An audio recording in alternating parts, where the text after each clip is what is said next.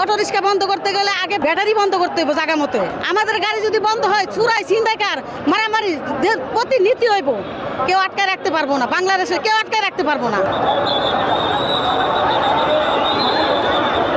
এখানে আমাদের ড্রাইভারকে এখানে যে আপনার সেনাবাহিনী মারছে, এর আর কোনো মারার কোনো অধিকার নাই, কেন গায়ে হাত দিবে?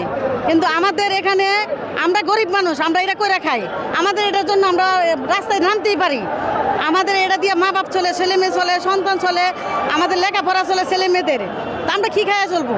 অটো রিক্সা বন্ধ করতে গেলে আগে ব্যাটারি বন্ধ করতে হবে জায়গা মতো।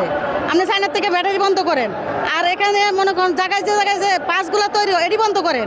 এটি বন্ধ করলে তো আমরা এখানে কিনতেও পারবো না, আমরা চালাইতেও পারবো না। আমাদের এখানে পেডেল লাগতে দেওয়ার কোনো লাভ নাই।